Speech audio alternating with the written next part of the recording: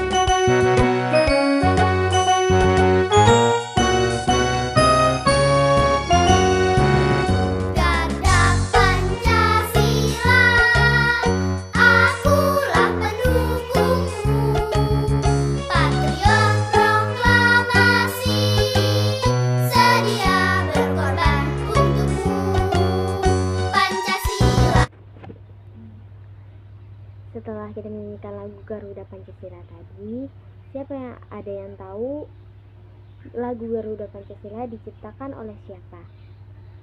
Ya, betul sekali, Soeharto. Kita sebagai generasi muda harus mengerti lagu wajib nasional, bisa memahami lambang negara Indonesia dan tahu artinya. Pada lambang Garuda pada negara Indonesia melambangkan negara Indonesia yang kokoh, kuat dan besar. Nah, di sini Ibu akan menjelaskan tujuan pembelajaran kita. Yang pertama tentang pembahasan bahasa Indonesia yang menjelaskan isi pesan yang terdapat dalam dongeng yang telah kita baca tadi melalui tulisan dengan tepat. Yang kedua, dapat dalam pembahasan pelajaran PPKN dapat mengetahui arti penting bersikap baik kepada sesama manusia sebagai perwujudan pengalaman sila Pancasila yang dilambangkan dalam Garuda Pancasila. Yang ketiga, pembahasan tentang matematika. Sering kita dengar matematika kan sangat rumit. Kalau menggunakan alat peraga dalam pembelajaran dan memberikan soal, kita sambil belajar dan baiklah, kita masuk pada kegiatan inti pembelajaran kita pada hari ini, yaitu kegiatan dalam pembelajaran bahasa Indonesia dengan menggunakan sebuah dongeng yang disajikan secara lisan, tulisan dan visual dengan tujuan untuk kesenangan. Ibu minta kesemangatan memeragakan pesan dalam dongeng sebagai bentuk ungkapan diri menggunakan kosakata yang kalian pahami dalam dongeng tersebut. Dongeng yang berjudul Bunga Melati yang Baik Hati. Baiklah, Ibu akan menceritakan dongeng tadi, yaitu yang berjudul Bunga Melati yang Baik Hati. Di taman bunga kerajaan, tumbuh berbagai macam tanaman bunga yang bunganya sangat indah. Para putri senang sekali memandang dan menciumi bau bunga melati. Hal ini menimbulkan kecemburuan dari bunga-bunga yang lain. Putri pertama, wah indah sekali bunga di taman istana ini. Putri kedua, hei lihat, bunga melati itu warnanya putih bersih dan harumnya semerbak memenuhi taman ini. Putri pertama pun menjawab, aroma melati memang harum, aku sangat menyukainya. Bunga lain pun menjawab, bunga sedap malam. Aku tak habis pikir mengapa para putri suka sekali dengan dirimu. Bunga anggrek pun menjawab, iya, padahal dirimu berbunga kecil, berdaun besar dan berbatang keras.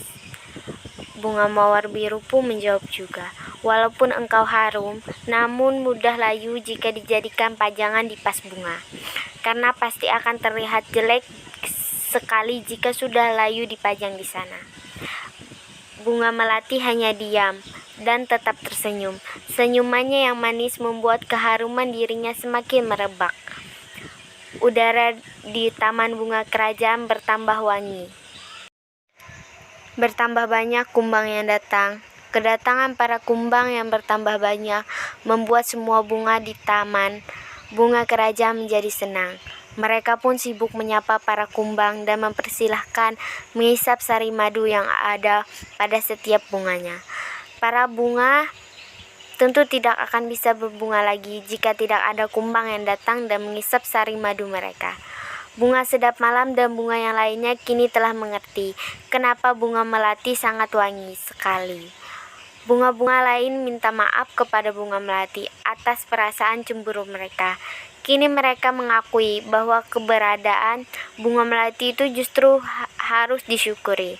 Bunga sedap malam. Ternyata aroma harummu mengundang para kumbang datang.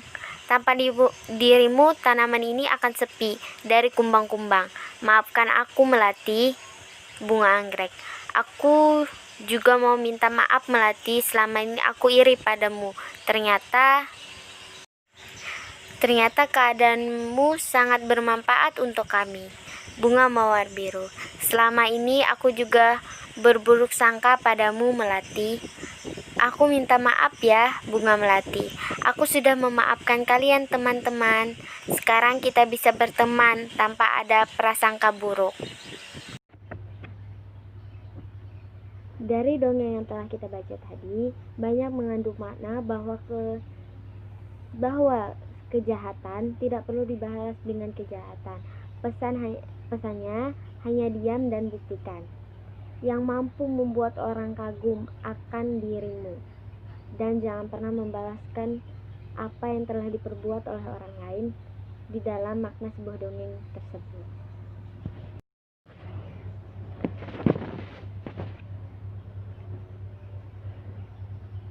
Materi pembelajaran yang kedua yaitu materi PPKN. Baiklah anak-anak, Ibu minta untuk memperhatikan gambar lambang negara kita yaitu Garuda Pancasila. Ibu akan menjelaskan isi pada makna dari lambang Garuda beserta isi dari lambang Pancasila. Di pertama pembelajaran tadi Ibu sudah sedikit menjelaskan tentang arti lambang negara Indonesia. Jadi ini diperbanyaknya lagi. Lambang Garuda pada negara Indonesia melambangkan negara Indonesia yang besar dan kuat. Sementara itu, warna kuning melambangkan kemenangan. Jumlah bulu pada tiap sayap adalah 17. Ini melambangkan pada tanggal 17. Sedangkan jumlah bulu pada bagian ekor adalah 8. Ini melambangkan bulan ke-8 yaitu bulan Agustus. Jumlah bulu pada ekor adalah 19 dan pada bagian leher adalah 45. Ini melambangkan 945.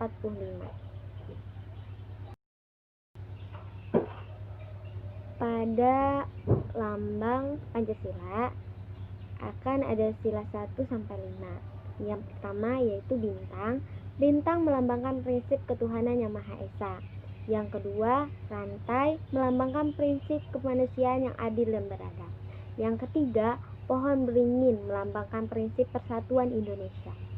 Yang keempat, kepala banteng melambangkan prinsip demokrasi yang dipimpin oleh kebijaksanaan dan permusyawaratan perwakilan. Yang kelima, padi dan kapas melambangkan sila keadilan sosial bagi rakyat pembelajaran matematika. Sering kita dengarkan matematika sangat sulit. Jadi di sini saya menggunakan alat peraga untuk kita belajar matematika. Seperti pohon perhitungan, pada pembelajaran ini kita bisa belajar sambil bermain dengan melatih skill kreativitas kita dalam membuat alat peraga untuk kita belajar.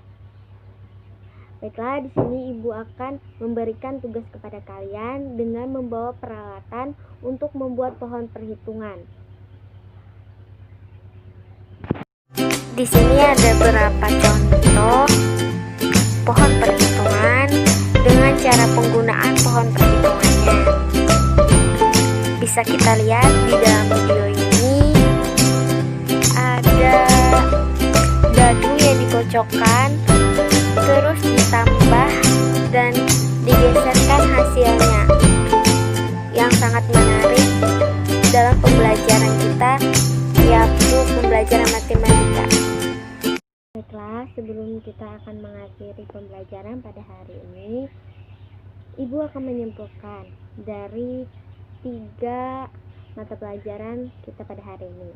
Yang pertama, bahasa Indonesia. Dari materi yang kita bahas tadi, banyak mempelajari makna dalam sebuah dongeng yang memberikan peran dalam dongeng itu membuat kita sadar akannya kesabaran pada bunga melati. Dan jika ada orang yang tidak suka dengan kita, maka jangan pernah membalas apa yang telah dia perbuat dan melibatkannya tidak suka juga. Kita hanya sabar dan lakukan apa yang terbaik, serta buktikan hal yang membuat orang terpukau oleh kita. Yang kedua, tentang PPKN tadi, kita sama-sama belajar. Jadi lebih tahu bahwa arti dari lambang negara Indonesia yaitu Garuda Pancasila beserta makna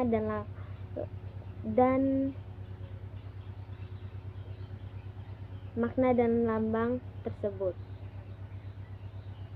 Yang ketiga, matematika. Dengan menggunakan alat peraga, kita lebih mudah untuk berhitung sambil bermain, serta mengajarkan kalian kreativitas membuat sebuah karya dalam bentuk pohon perhitungan atau itu sebuah jam. Yang penting membuat. Sebelum Ibu mengakhiri proses pembelajaran, marilah kita mengucap hamdalah